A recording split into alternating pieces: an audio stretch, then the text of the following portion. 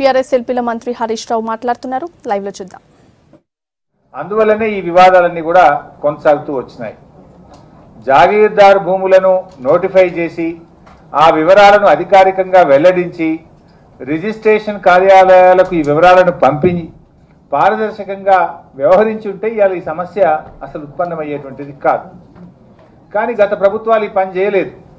ప్రభుత్వ భూములను కాపాడే విషయంలో గత ప్రభుత్వాలు వ్యవహరించినటువంటి నిర్లక్ష్య వైఖరి వల్లనే ఆ పాపాల వారసత్వమే ఈరోజు తెలంగాణ ప్రభుత్వానికి వచ్చింది వాస్తవంగా చెప్పాలంటే.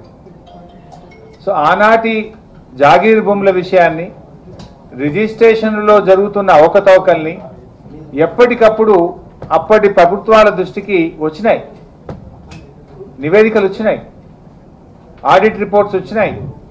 కానీ గత ప్రభుత్వాలు దాని మీద స్పందించలేదు. ఈరోజు మా ముఖ్యమంత్రి గారు కేసీఆర్ గారు ఈరోజు తన దృష్టికి ఆడిట్ నివేదికలు వచ్చే క్రమంలో గౌరవ ముఖ్యమంత్రి గారు వెంటనే నిర్ణయం తీసుకొని ఇవాళ ఆ ఆడిట్ నివేదికల్ని ఆధారంగా ముఖ్యమంత్రి గారే దీన్ని సమీక్ష చేసినారు. 20 రోజుల క్రితం చేసినారు. వారే స్వయంగా సమీక్ష నిర్వహించి దీన్ని మొత్తం కూడా ప్రక్షాళన చేయాలని చెప్పి ఇది ప్రభుత్వం తీసుకున్నటువంటి నిర్ణయం. ఏ ప్రతిపక్షాలు లేవనెత్తలేదు, ఏ మీడియా సంస్థల్లో వార్తలు రాలేదు. ఇది ఆడిట్ నివేదిక ముఖ్యమంత్రి గారి దృష్టికి రెగ్యులర్గా వచ్చింది, గత ప్రభుత్వాల దృష్టికి వచ్చింది, టీఆర్ఎస్ ప్రభుత్వం దృష్టికి కూడా నివేదిక వచ్చింది. ఆ నివేదిక ఆధారం చేసుకొని నా కానీ తన మన అనేటువంటి భేదాభిప్రాయాలు లేకుండా దీని మీద కఠినమైనటువంటి చర్యలు తీసుకోవాలని చెప్పి గౌరవ ముఖ్యమంత్రి కేసీఆర్ గారు తనకు తానుగా నిర్ణయం తీసుకొని దీన్ని అమలు చేసినటువంటి ఘనత ఇవాళ టీఆర్ఎస్ ప్రభుత్వానికి, ముఖ్యమంత్రి కేసీఆర్ గారు. ఇవాళ మీరు ఎవరైనా బయటకు తెచ్చిందా? మీరెవరు తేలే. దాన్ని అంతటితో వదలలే. ముఖ్యమంత్రి గారు లోతుల్లోకి వెళ్ళినారు. లోతుల్లోకి వెళ్ళి అసలు దీన్ని ఎక్కడ ఫుల్ స్టాప్ పెట్టాలి, దీనికి అంతా కారణం ఏంది, ప్రతి అంశాన్ని కూడా ఈరోజు ముఖ్యమంత్రి గారు చాలా లోతుగా అధ్యయనం చేసినారు. చేసి ప్రభుత్వం ఒక నిర్ణయం తీసుకున్నది. ఈ జాగీర్దారీ అబాలిషన్ యాక్ట్ కింద డిక్లేర్ చేసిన భూములన్నీ కూడా ఇవి ప్రభుత్వ భూములే అని నిర్ధారిస్తూ ప్రభుత్వం ఇప్పుడు ఒక నిర్ణయం తీసుకున్నది. తీసుకొని ఏం చేసినామంటే పట్టా పాస్బుక్ 1971 యాక్ట్లో సెక్షన్ 12లో ఒక అమెండ్మెంట్ కూడా తెస్తున్నాం. అంటే దీంతో ఏమైందంటే ఈ వివాదాలకు పర్మనెంట్గా ఒక ఫుల్ స్టాప్ పెట్టేటువంటి కార్యక్రమం చేస్తూ ఉన్నాం. గత 60 ఏళ్ళుగా మీరు ఈ పని చేస్తుంటే అసలు ఈ వివాదమే వచ్చుండేది కాదు. మీ యొక్క నిర్లక్ష్యం వల్ల, మీరు ఆడిట్ నివేదికలు అప్పట్లో పట్టించుకోకపోవడం వల్ల మొత్తంగా ఇన్ని వందల వేల కోర్టు కేసులు, వివాదాలు, ప్రభుత్వ భూములు ప్రైవేట్ పరమైనటువంటి పరిస్థితి. కానీ ఇలా ముఖ్యమంత్రి గారు లోతుల్లోకి వెళ్ళి 1971 పట్టా పాస్బుక్ యాక్ట్లో ఉన్నటువంటి సెక్షన్ 12లో ఒక అమెండ్మెంట్ తీసుకొచ్చి ఈ జాగీర్దారీ యాక్ట్ కింద ఏవైతే అబాలిషన్ యాక్ట్ కింద భూములు ఉన్నాయో వాటన్నిటినీ కూడా ప్రభుత్వ భూములే అని స్పష్టంగా ప్రభుత్వం ఒక అమెండ్మెంట్ తేబోతా ఉంది. ఆ నిర్ణయం కూడా ప్రభుత్వం తీసుకున్నది. ఈరోజు ఇవాళ మీరు కేవలం ఒక బురద జల్లాలి. మీరు ఎవరైనా లేవనెత్తినరా? పోనీ ఇన్ని రోజులు అవుతుంది, ఒక కొత్త డాక్యుమెంట్ బయట పెట్టినరా? ఒక కొత్త విషయం చెప్పినారా? ప్రభుత్వం తన రివ్యూలో తీసుకున్న నిర్ణయాలు ప్రభుత్వం బయట పెట్టిన దాన్నే మీరు మాట్లాడుకుంటూ ఏదో ఆ భూమి దగ్గరికి పోయి ఫోటోలు దిగి పోజులు ఇచ్చి ఏమో జరిగిందనేటువంటి ఒక బురద జల్లేటువంటి ప్రయత్నం తప్ప ఒక కొత్త విషయం చెప్పినరా? దీంట్లో ఏమన్నా మీరు బయటకు తెచ్చింది ఉన్నదా? అసలు ఇదంతా ఈ ఘనత అంతా మీది. అప్పటి ప్రభుత్వాలు చూస్తున్నట్లు వ్యవహరిస్తే మా ప్రభుత్వం కఠినంగా వ్యవహరించింది. కఠినంగా మా ప్రభుత్వం వ్యవహరించి దీన్ని బయటకు తెచ్చింది కనుకనే ఇవాళ మీరేదో మాట్లాడే ప్రయత్నం చేస్తున్నారు. వాస్తవానికి మేము ఏం చేసినాం? అవకతవకలకు పాల్పడ్డటువంటి అధికారులను సస్పెండ్ చేసినాం. దాంతోపాటు వారి మీద క్రిమినల్ కేసులు నమోదు చేశాం. బాధ్యులను జైలుకి పంపాం. వారి ఆస్తులపైన ఏసీబీ రైడ్ జరిగింది. మొత్తం వ్యవహారాన్ని సిబిసిఐడికి ఇచ్చాం. అక్రమ రిజిస్ట్రేషన్లన్నీ కూడా ప్రభుత్వం రద్దు చేస్తూ నిర్ణయం తీసుకుంది. అదేవిధంగా ఈ అక్రమ రిజిస్ట్రేషన్ల కారణమేంది? గత ప్రభుత్వాలు తీసుకొచ్చినటువంటి ఎనీవేర్ రిజిస్ట్రేషన్ విధానం. ఆ ఎనీవేర్ రిజిస్ట్రేషన్ విధానాన్ని ఈరోజు రద్దు చేసినాం. ప్రతి రిజిస్ట్రేషన్ కార్యాలయం దగ్గర ఏసీబీ అధికారులు దాడులు నిర్వహించి డాక్యుమెంట్లన్నీ క్షుణ్ణంగా పరిశీలించారు. ఇందులో ఇంకోటి ఉండే, సబ్ రిజిస్ట్రార్లకు సెక్షన్ 47 కింద విచక్షణ అధికారాలు ఉండే 30% వరకు. ఆ విచక్షణ అధికారులన్నీ రద్దు చేసినాం. అదేవిధంగా మొత్తం ప్రభుత్వ భూముల వివరాలన్నీ కూడా అన్ని రిజిస్ట్రేషన్ కార్యాలయాలకు పంపి వాటిని ఎట్టి పరిస్థితుల్లో రిజిస్ట్రేషన్లు చేయొద్దని వివరాలన్నీ సబ్ రిజిస్ట్రేషన్ ఆఫీసులకు పంపించాం. అదేవిధంగా సివిల్ కోర్టు నుంచి మొదలు పెడితే సుప్రీంకోర్టు దాకా కన్సర్న్డ్ జడ్జెస్ కానీ సీజేలకు కూడా ఈ భూముల వివరాలన్నీ కూడా పంపించి విచారణ సందర్భంగా ఈ వివరాలను పరిగణలోకి తీసుకోవాలని కోరుతూ మొత్తం సివిల్ కోర్టు నుంచి సుప్రీంకోర్టు దాకా వివరాలు పంపించాం. అదేవిధంగా బినామీ పేర్ల మీద ఎక్కడైనా ఆస్తులు రిజిస్ట్రేషన్ చేస్తే వాటిని కుమ్మక్కై అధికారులు ఎక్కడైనా అప్లోడ్లు చేయలేదా వాటన్నిటిని కూడా బయటకు తీయాలని చెప్పి ఇలా పోలీస్ అధికారులకు ఏసీబీ అధికారులకు కూడా మేము ఆదేశాలు ఇచ్చాం. అదేవిధంగా రిజిస్ట్రేషన్ కార్యాలయాన్ని ప్రక్షాళన చేసే క్రమంలో భాగంగా దీర్ఘకాలికంగా ఎవరైతే అధికారులు ఒకే పోస్టులో కొనసాగుతుండ్రో వారందరినీ బదిలీ చేశాం. అదేవిధంగా సెంట్రల్ రిజిస్ట్రేషన్ యాక్ట్ కానీ స్టేట్ రిజిస్ట్రేషన్ యాక్ట్లో ఉండేటువంటి లోపాలు ఏమున్నాయి అని ఉన్నతాధికారులతో కమిటీ వేసి దాన్ని స్టడీ చేసి ఆ లోపాలన్నీ కూడా సరిదిద్ది రిజిస్ట్రేషన్ యాక్ట్ను మరింత పకడ్బందీగా తయారు చేసేటువంటి ప్రయత్నం చేస్తున్నాం. అసలు మీ చరిత్ర ఏందండి? మీ 60 ఏళ్ల కాలంలో సబ్ రిజిస్ట్రేషన్ ఆఫీస్లో రూపాయి లంచం లేకుండా ఎక్కడ రిజిస్ట్రేషన్ అయిందా? ఈ వ్యవస్థను పెంచి పోషించింది ఎవరు? 60 ఏళ్ల కాలంలో ఎక్కడన్నా ఏ సబ్ రిజిస్ట్రేషన్ ఆఫీసులన్నా ప్రజలకు తెలియదా? ఈ రాష్ట్రంలో ప్రజలు వినట్లేదా? లంచం ఇవ్వకుండా సబ్ రిజిస్ట్రేషన్ ఆఫీసులో సంతకాలు జరిగినాయా? రిజిస్ట్రేషన్ జరిగిందా? ఈ వ్యవస్థకు పునాదులు వేసింది ఎవరు? ఈ వ్యవస్థను పెంచి పోషించింది ఈ కాంగ్రెస్ తెలుగుదేశం పార్టీలు కాదా? ఇవాళ దాన్ని కూడా లోతైనటువంటి అధ్యయనం చేసి ఎవరు ఎక్కడ ఒక్క రూపాయి కూడా లంచం ఇవ్వకుండా ప్రజలకు రిజిస్ట్రేషన్లు జరిగేటువంటి విధంగా కొత్త విధానాలు కూడా తయారవుతున్నాయి. త్వరలో దాన్ని కూడా అందుబాటులోకి తీసుకొస్తాం మేము ఈరోజు. ఇవన్నీ దాదాపు నేను పైన చెప్పిన 14-15 అంశాలు ప్రభుత్వం తీసుకున్నది. ఇది ఎవరు డిమాండ్ చేయలే, ఎవరు కోరలే, ఎవరు రాయలే, ఎవరు ప్రభుత్వం దృష్టికి తీసుకురాలే. ప్రభుత్వమే ఆడిట్ నివేదిక వస్తే దాని మీద యాక్షన్ తీసుకొని అత్యంత పారదర్శకంగా కఠినంగా నిజాయితీగా ఇవ్వాలి ప్రభుత్వం వ్యవహరిస్తే అభినందించాల్సింది పోయి మీరు బుర్ర జల్తారా మా ముఖ్యమంత్రి గారి మీద? ప్రజలు గమనిస్తున్నారు. నిజానికి ఈ పని మీరు చేయాల్సి ఉండే. మీకు రాలేదు ఆడిట్ నివేదికలు? ఎన్నడన్నా ఏ ఒక్క ఆడిట్ నివేదికనన్నా బయట పెట్టినరా? మీరు దాని మీద యాక్షన్ తీసుకున్నారా? ఏనాడైనా మీరు ఈ జాగీర్దారీ భూముల మీద జరుగుతున్న వివాదాల మీద ఇవన్నీ ప్రభుత్వ భూములే అని నోటిఫై చేసే ప్రయత్నం మీరు ఎప్పుడైనా చేసిండ్రా? ఇవాళ ఈ పని చేసింది టీఆర్ఎస్ ప్రభుత్వం. నిజానికి ఇంత పారదర్శకంగా కఠినంగా ఇవాళ ప్రభుత్వం వ్యవహరించినప్పుడు మీరు అభినందించాలి. అంటే మీ పరిస్థితి ఏమైపోయిందో మీకు ఫ్రస్ట్రేషన్. ఇంతకాలం 3 ఏళ్లలో ఈ ప్రభుత్వాన్ని ఎక్కడా ఇరుకున పెట్టలేకపోయినాం. ఏమీ దొరకలేదు మనకు.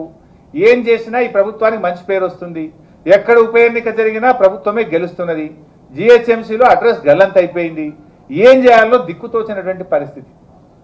ఇక్కడ ఏదో జరిగిపోయిందని చెప్పి అబద్ధాలు చెప్పి మాయమాటలు చెప్పి గోబల్స్ ప్రచారం చేసేటువంటి ఒక ప్రయత్నానికి ఇలా మీరు పాల్పడుతున్నారు తప్ప ఇందులో ఒక్క వాస్తవం అని ఉందా? ఏ ఒక్క కొత్త విషయాన్నైనా మీరు బయట పెట్టినరా? మీరెవరన్నా ప్రభుత్వం దృష్టికి తీసుకొచ్చిండ్రా? నిజానికి ఈ చర్యలు మీరు గత 60 ఏళ్ల నుంచి మీరు తీసుకొని ఉంటే ఈ పరిస్థితి ఈ రాష్ట్రంలో వచ్చి ఉండేది కాదు. అంటే మీరు ఇలా ఈ బురద జల్లేటువంటి ప్రయత్నం ఏదైతే ఉందో ఇది నీతిమాలినటువంటి చర్య. నిజానికి మీరు ప్రభుత్వం స్వయంగా విచారణ చేపట్టి విషయాలు బయటకు తీసుకొస్తే మీరు ఏదో కోడిగుడ్డు మీద ఈకలు బీకేటువంటి ప్రయత్నానికి మీరు పాల్పడతా ఉన్నారు ఈరోజు. మీరు నిజానికి ఇలా మియాపూర్ భూముల్లో ఏదో పెద్ద కుంభకోణం జరిగింది అని మాట్లాడుతున్నారు. 1000 కోట్ల రూపాయల స్కామ్ అంటున్నారు. నేను ఉత్తమ్ కుమార్ రెడ్డి గారిని అడుగుతా ఉన్నా, మిగతా నాయకులు కూడా నేను డిమాండ్ చేస్తా ఉన్నా, మియాపూర్ భూముల్లో ఏం కుంభకోణం జరిగిందో చెప్పండి. ఎక్కడ భూమి అన్యాక్రాంతమైందో బయటకు చెప్పండి. నిజం చెప్పాలంటే మియాపూర్ భూముల్లో ఒక్క గజం స్థలం కూడా కబ్జా కాలేదు. ఒక్క రూపాయి కూడా ప్రభుత్వ ఖజానాకు నష్టం జరగలేదు. ఒక్క వ్యక్తి కూడా గజం ప్రభుత్వ భూమిని బదలాయించుకోలేదు. ప్రభుత్వం తరఫున ఈరోజు పూర్తి స్థాయి విచారణ జరుగుతూ ఉంది. మీరు నిరూపిస్తారా? నేను అడుగుతా ఉన్నా ఉత్తమ్ కుమార్ రెడ్డి గారిని. ఏదో 1000 కోట్ల కుంభకోణం. అసలు కుంభకోణానికి కుంభకోణం అంటే ప్రభుత్వ స్థలం అన్యాక్రాంతమై ఇతరుల చేతికి పోతే కుంభకోణం. ఏం జరిగింది ఇక్కడ? ఒక గజం పోయిందా? ఒక రూపాయి ప్రభుత్వానికి నష్టం జరిగిందా? యాక్చువల్గా ఇక్కడ జరిగింది కూడా మీకు ఇంకొకటి కూడా చెప్పాల్సిన అవసరం ఏముందంటే, రిజిస్ట్రేషన్ యాక్ట్లో 2 రకాలుగా రిజిస్ట్రేషన్లు ఉంటాయి, బుక్ 1, బుక్ 4. బుక్ 1లోనేమో మూవబుల్ ప్రాపర్టీస్ను, ఇమ్మూవబుల్ ప్రాపర్టీస్ను బుక్ 1లో చేస్తారు. ఇమ్మూవబుల్ అంటే ఇల్లు కానీ స్థిరాస్తి భూమి కానీ. బుక్ 4లో మూవబుల్ ప్రాపర్టీస్ చేయాలి. ఈ మియాపూర్ భూముల్లో జరిగింది బుక్ 4లో ఎంట్రీ చేసింది. It is null and wide, అది చెల్లదు, అది ఇమ్మూవబుల్ ప్రాపర్టీస్ చేయాల్సింది. బుక్ 4లో ఎంటర్ చేసింది. అది ఆడిట్ రిపోర్ట్లో ప్రభుత్వం దృష్టికి వస్తే ముఖ్యమంత్రి గారు వెంటనే ఒక్క నిమిషం కూడా స్పందించకుండా దాని మీద మీటింగ్ పెట్టి దాని మీద చర్యలు తీసుకున్నారు. తీసుకొని ఆ లోపాలన్నీ సరిదిద్దడానికి ఇందాక నేను పైన చెప్పిన 15 విషయాలు లోతుల్లోకి వెళ్ళి ప్రతి విషయాన్ని కూడా క్షుణ్ణంగా ఆలోచించి శాశ్వతంగా ఒక పారదర్శకత పెరిగే విధంగా ఇవాళ ప్రభుత్వం చర్యలు తీసుకున్నది, నిర్ణయాలు తీసుకున్నది. వాస్తవంగా చెప్పాలంటే స్థలం పోలేదు, ₹1 ఖజానాకు నష్టం జరగలేదు. రిజిస్ట్రేషన్ల విషయంలో మాత్రం అవకతవకలు ప్రభుత్వం దృష్టికి వచ్చినాయి. ఏది బుక్ 1లో చేయాల్సింది బుక్ 4లో చేసిండ్రు, ప్రభుత్వ భూములు చేసే ప్రయత్నం చేసిండ్రు. అవి ప్రభుత్వం దృష్టికి రాగానే ఇమ్మీడియట్ యాక్షన్ తీసుకొని వాటిని రద్దు చేసినాము, సస్పెండ్ చేసినాము, అరెస్ట్ చేసినాము, క్రిమినల్ కేసులు పెట్టినాము,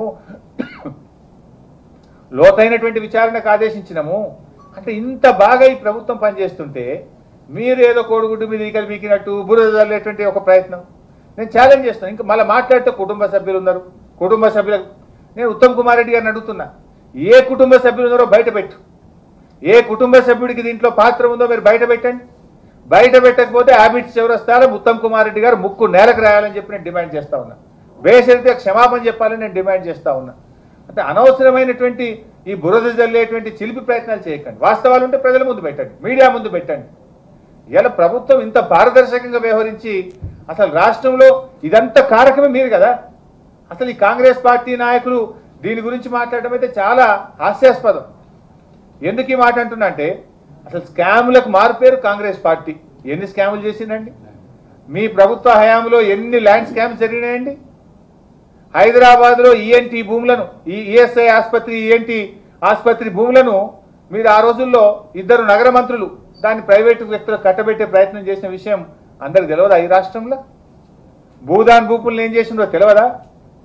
పటాన్ చెరువు అమీన్పూర్లో ఫ్రీడమ్ ఫైటర్ల చచ్చిపోయిన ఫ్రీడమ్ ఫైటర్ల పేరు మీద భూమిని కేటాయించి దాన్ని అమ్ముకొని రిజిస్ట్రేషన్లు చేసిన చరిత్ర, దాని మీద ఎంక్వైరీ జరిగి క్రిమినల్ చర్యలకు అప్పటి విజిలెన్స్ ఆదేశిస్తే మీరు హైకోర్టులో పోయి స్టే తెచ్చుకున్న విషయం ప్రజలకు తెలియదా? ఐఎంజీ భూములైతేమి, ఎంఆర్ ప్రాపర్టీస్ అయితేమి, చివరికి అప్పటి ముఖ్యమంత్రి వైఎస్ రాజశేఖర్ రెడ్డి గారే అసైన్డ్ భూములను నేను తెలియక కొన్నా అని శాసనసభ సాక్షిగా ఒప్పుకొని ఆ భూములను సరెండర్ చేసిన విషయం రాష్ట్ర ప్రజలకు తెలియదా? పొన్నా లక్ష్మయ్య గారు వరంగల్లో దళితుల భూములు కబ్జా చేసుకొని ఇవాళ హౌస్ కమిటీ విచారణ జరుగుతున్న విషయం రాష్ట్ర ప్రజలకు తెలియదా? ఇవాళ మీ భూభాగతాలన్నీ ఇట్లా పెట్టుకుంటే ఇవాళ ఏదో ఇది టీఆర్ఎస్ ప్రభుత్వం ఉంది, దీని వెనుక కుటుంబ సభ్యులు అనేటువంటి బురద జల్లే ప్రయత్నం చేస్తారు. అసలు మీరు ఎవరైనా బయటకు తీస్తే కదా దీన్ని? ప్రభుత్వం బయటకు తీసి ప్రభుత్వం విచారణ జరిపి ప్రభుత్వం నిష్పక్షపాతంగా వ్యవహరిస్తుంటే అభినందించాల్సింది పోయి ఏమో జరిగిపోయింది. ఇక్కడ ఏం జరిగింది? 1 ఎకరా గజం పోయిందా? ₹1 ప్రభుత్వానికి నష్టం వచ్చిందా? అంటే ఒక గోబల్స్ ప్రచారానికి పాల్పడేటువంటి ప్రయత్నం చేస్తూ ఉన్నారు. నేను ప్రజలకు కూడా విజ్ఞప్తి చేస్తున్నాం, దయచేసి మీరు వాస్తవాల్ని గమనించండి. మీడియాలో కూడా ఒక 2 ఇంగ్లీష్ మీడియా సంస్థల్లో కూడా ఇక్కడేదో మొత్తం జరిగిపోయిందని ఒక కథనం వచ్చింది. దయచేసి నేను వారితో కూడా కోరేది ఏంటంటే మీరు రాయండి, తప్పకుండా రాయండి, వి విష్ మీరు రాయాలనే కోరుకుంటాం. కానీ వాస్తవాలు తెలుసుకొని లోతైనటువంటి అధ్యయనం చేసి ప్రభుత్వ వివరణ అడిగి రాయగలిగితే ఏమైందంటే ప్రజలకు మనం వాస్తవాలు ఇవ్వగలుగుతాం. అంతే తప్ప ఎలాంటి కన్ఫ్యూజన్స్ మనం క్రియేట్ చేసేటువంటి ప్రయత్నం చేయొద్దని కూడా నేను విజ్ఞప్తి చేస్తా ఉన్నాను. సో ఏది ఏమైనా ఈరోజు మియాపూర్ భూముల విషయంలో ప్రభుత్వం నిక్కచ్చిగా ఉంది. ఎట్టి పరిస్థితుల్లో కూడా అది ఎవరైనా సరే, ఏ స్థాయి వాళ్ళైనా సరే, ఏ రాజకీయ పార్టీ వాళ్ళైనా సరే, ముఖ్యమంత్రి గారు దాన్ని ఉపేక్షించే ప్రశ్నే లేదు. ప్రభుత్వం టీఆర్ఎస్ ప్రభుత్వం ఇవాళ ఎన్నో పోరాటాలతో వచ్చినటువంటి ప్రభుత్వం టీఆర్ఎస్ ప్రభుత్వం. ఎందుకంటే ఇవాళ మీకు ప్రజలకు అర్థమైంది, ఇవాళ ఈ ప్రభుత్వం చేస్తున్నటువంటి సంక్షేమ కార్యక్రమాల పట్ల, రైతు అనుకూల నిర్ణయాల పట్ల ప్రజలు చాలా సంతోషంగా ఉన్నారు. బహుశా ఆ విషయం ప్రతిపక్షాలకు కూడా అర్థమైంది. వాళ్ళకి ఎజెండా లేదు, వాళ్ళకి ఇంకేం మాట్లాడాలో అర్థం కాక ఏదైనా బురద జల్లితే 4 రాళ్ళు వేస్తే ఏమన్నా లబ్ధి కాకపోతుందా అనేటువంటి ఒక ప్రయత్నం, ఒక తాపత్రయమే తప్ప ఇవాళ సంక్షేమం మీద మీరు మాట్లాడగలుగుతారా? నిన్నటిదాకా జరిగినాయి. మేము ఒంటరి మహిళలకు పెన్షన్ ఇచ్చినాము, కేసీఆర్ కిట్ కార్యక్రమాన్ని తీసుకొచ్చాం, బీడీ కార్మికులకు పెన్షన్ ఇచ్చాం. ఇట్లా అన్ని సంక్షేమ కార్యక్రమాల పరంపర రేపు మాపు గొల్ల కుర్మలకు పెద్ద ఎత్తున గొర్రెలిచ్చే కార్యక్రమం జరుగుతూ ఉంటే ఈ యొక్క సంక్షేమ తాకిడిని తట్టుకోలేక ప్రజల దృష్టి మరల్చాలి, ఏదో కొంత బురద జల్లాలి. ఇక ఇట్లా పోతే ఆయనతో అడ్రస్ గల్లంత అవుతుందని మీరు ఈ రకంగా ఏదో 4 రాళ్ళు వేసేటట్టు ఒక ప్రయత్నానికి మీరు పాటుపడతా ఉన్నారు. అంతకుమించి ఇందులో ఒక్క దాంట్లో వాస్తవం ఉందా? ఒక డాక్యుమెంట్ బయట పెట్టినరా? ఒక విషయాన్ని ప్రజలకు చెప్పిండ్రా? మాకు అనుమానాలు ఉన్నాయి, మేము అనుకుంటున్నాం, మాకు ఇట్లా అనిపిస్తుంది, ఒక చెత్త ప్రచారం, ఒక గోబల్స్ ప్రచారం తప్ప ఒక్క వాస్తవం చెప్పిన పరిస్థితి ఉందా? తీస్తాం. ఇక ఏ కుటుంబ సభ్యులు ఉన్నారో, ఏ పార్టీ సభ్యులు ఉన్నారో ఇక రేపటి నుంచి మేము కూడా తీస్తాం. నిన్నటిదాకా మేము పరిపాలన మీద దృష్టి పెట్టాం కానీ మిమ్మల్ని ఏదో భయపెట్టడానికి చెప్తలేము, కానీ వాస్తవాలే బయట పెట్టాం, ఆధారాలతో సహా బయట పెట్టాం. ఇక తీస్తాం, ఈ సంగతి కూడా ప్రజల ముందు పెట్టాం. వాస్తవాన్ని ఎవరున్నారో కూడా మేము కూడా ఇప్పటి నుంచి చెప్పదలుచుకున్నాం. చాలా ఉండేది మీ కథ. మేము ఎంతసేపు కొత్త రాష్ట్రము, పక్క రాష్ట్రాలతో ఇబ్బందులు ఉన్నాయి, పరిపాలన, సంక్షేమము, మన రాష్ట్రాన్ని చక్కదిద్దుకోవాలి అని మేము ఎంతసేపు ప్రభుత్వ పరిపాలన మీద మేము ఆలోచిస్తూ ప్రజల గురించి మన రాష్ట్రాన్ని ఎట్లా అభివృద్ధి పథంలో ముందు నడపాలని మేము దృష్టి పెట్టినాం. కానీ మీరు లేనిది పోనిది మా మీద బట్టగాల్చి మీరు చేస్తాం, ఇక నువ్వు దుడుచుకో, నువ్వు సమాధానం చెప్పుకో అన్నట్టు చేస్తే ఇక తీస్తాం. ఇక ఏ పార్టీ సభ్యులు ఉన్నారో, ఎవరు ఉన్నారో మేము కూడా ఇక బయట పెట్టాం, ప్రజల ముందు పెట్టాం, వాస్తవాలు బయట పెట్టాం. అప్పుడు అందరికీ అన్ని విషయాలు తెలుస్తాయి. Thank you.